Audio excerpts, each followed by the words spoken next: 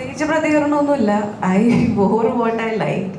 And ഞാൻ ഇട്ട ഡ്രസ്സിന് എന്തെങ്കിലും കുഴപ്പമുണ്ടെന്നോ അത് ഇൻഅപ്രോപ്രിയേറ്റ് ആണെന്നോ ഞാൻ കരുതുന്നില്ല. മേ ബി അത് ക്യാമറയിൽ കാണിച്ച വിധം ഇൻഅപ്രോപ്രിയേറ്റ് ആയിരുന്നിരിക്കാം. ബിക്കോസ് അവിടെ ഉണ്ടായിരുന്ന സ്റ്റുഡൻസിനോ അല്ലെങ്കിൽ I don't feel I wore a wrong dress. But അത് എങ്ങനെയാണോ പോർട്രേ ചെയ്തതെന്നുള്ളത് അത് എൻ്റെ കൺട്രോളിലല്ലല്ലോ. അപ്പം അതിൽ ഐ തിങ്ക് എനിക്ക് I don't have any role to play. അപ്പം അത് ഞാനിട്ടിരുന്ന ഡ്രസ്സ് എങ്ങനെ ഷൂട്ട് ചെയ്യണം, എങ്ങനെ കാണണം എന്നുള്ളത് it's not in my control. I think that was inappropriate. But ഞാൻ ഇട്ട dress I don't feel there's anything wrong in that. And കോളേജിൽ പോകുമ്പോൾ that's the message I wanted to give, to be yourself. And I like what I war.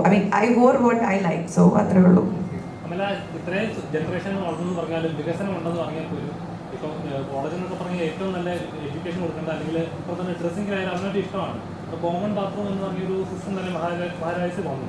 ആണായാലും പെണ്ണാലും equality എന്നുള്ള level. അങ്ങനെയുള്ള society പോലും ഈ പറയുന്ന പോലെ ഒരു ഡ്രസ്സ് ഇട്ടതിന് സോഷ്യൽ മീഡിയയുടെ വെറുതെ കമൻറ്റ് ഇടുക എന്ന് പറഞ്ഞാൽ അത് നമ്മുടെ വളർച്ചയെക്കാളും മുരൾച്ചയല്ലേ എടുത്ത് കാണിക്കുന്നത്.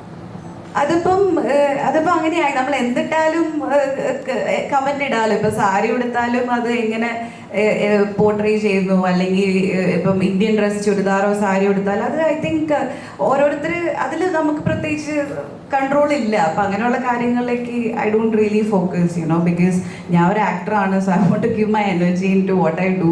ഞാൻ ഇവന്റിന് പോകുമ്പോൾ ഞാൻ ധരിക്കുന്ന ഡ്രസ്സ് ഞാൻ എന്താണോ, ഞാൻ അങ്ങനത്തെ ഡ്രസ്സാണ് ഞാൻ ഇവന്റിന് പോകുമ്പോൾ ധരിക്കുന്നത്. ഞാൻ സാരീസ് കൊടുക്കാറുണ്ട്, സൽവാസ് കൊടുക്കാറുണ്ട്, വെസ്റ്റേൺ ഡ്രസ്സ് കൊടുക്കാറുണ്ട്. എനിക്കെന്താണോ കംഫർട്ടബിൾ, എനിക്കെന്താണോ എൻ്റെ മൂഡ് എന്താണോ അതനുസരിച്ചാണ് ഞാൻ ഡ്രസ്സ് ചൂസ് ചെയ്തത്.